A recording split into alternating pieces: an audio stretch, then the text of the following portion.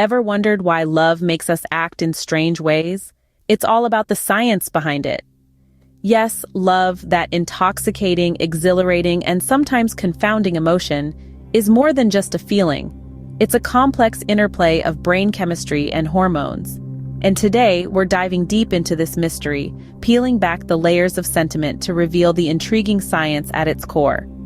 At the heart of it all are three key players: oxytocin, dopamine, and adrenaline. Oxytocin, often dubbed the love hormone, fosters feelings of connection and bonding.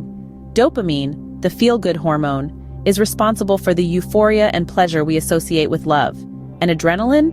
Well, that's what makes your heart race when you see your beloved. These neurochemicals, working in concert, create the symphony of sensations we call love. So next time you're lost in the throes of passion, remember. So, love is not just about roses and chocolates, it's a fascinating play of chemicals in our brain. Share in the comment section if you can relate. Oxytocin, often known as the love hormone, plays a crucial role in bonding.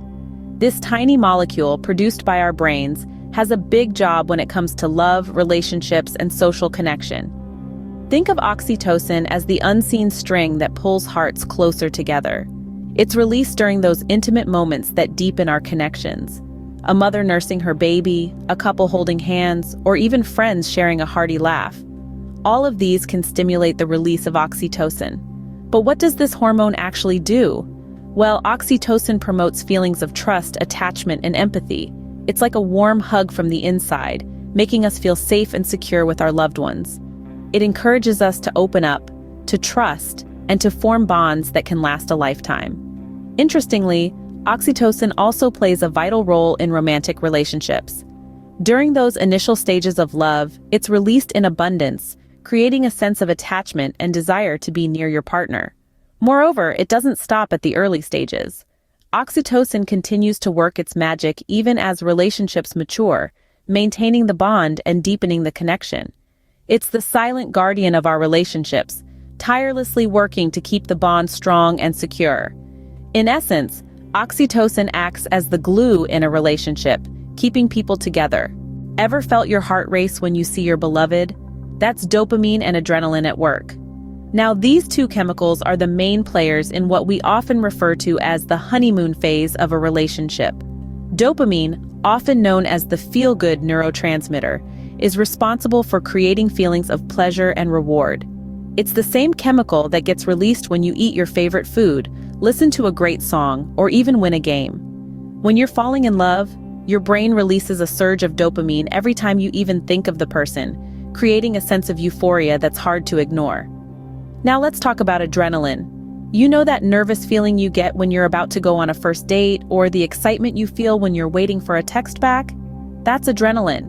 It's a hormone that prepares your body for a fight or flight response, and in the context of love, it creates a rush of excitement and energy. These two chemicals together create a powerful combination that can make us feel invincible, obsessed, and even a little bit crazy. But remember, these feelings are perfectly natural, and they're a crucial part of the human experience of love. So the next time you feel those butterflies in your stomach, or your heart starts racing at the sight of someone special, remember this. So, the butterflies in your stomach, they're just your brain's way of saying you're in love. However, love isn't always a bed of roses. It has its dark side too. We all know that love can bring us immense joy, but it can also lead us down some pretty dark paths. Heartbreak, for instance, can feel like a physical pain, and that's because our brain treats it as such.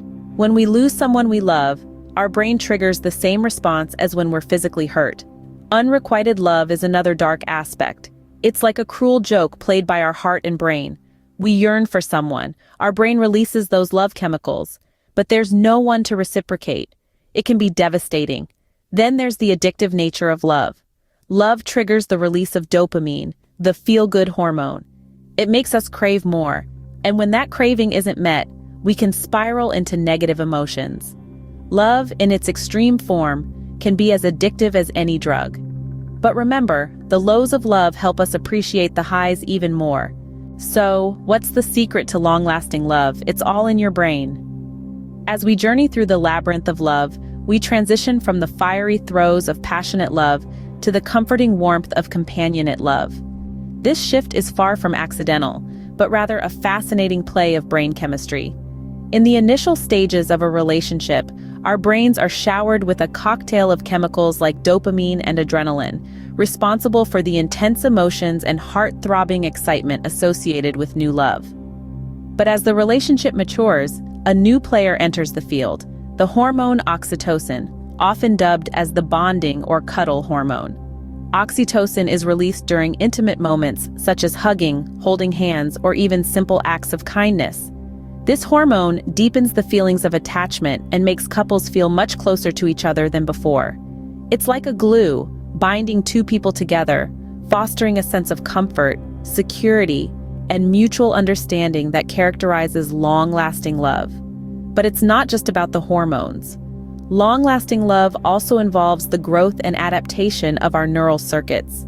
When we spend a lot of time with someone, our brains begin to sync up with theirs. We start understanding their thoughts, predicting their reactions, and even mirroring their actions. This neural mirroring, scientists believe, plays a crucial role in maintaining long-term relationships. The beauty of understanding this science is that it empowers us to nurture our relationships actively. By engaging in activities that stimulate oxytocin release, like sharing a hug, a laugh, or a meaningful conversation, we can help to strengthen the bond with our partners. The science of love tells us that relationships, much like gardens, require tending. It's the small acts of kindness, the shared laughter, the mutual respect, and understanding that nourish the garden of love, allowing it to bloom year after year. So the next time you feel love-struck, remember, it's all a fascinating game of brain chemistry. Don't forget to subscribe for more fascinating insights into the human mind and emotions.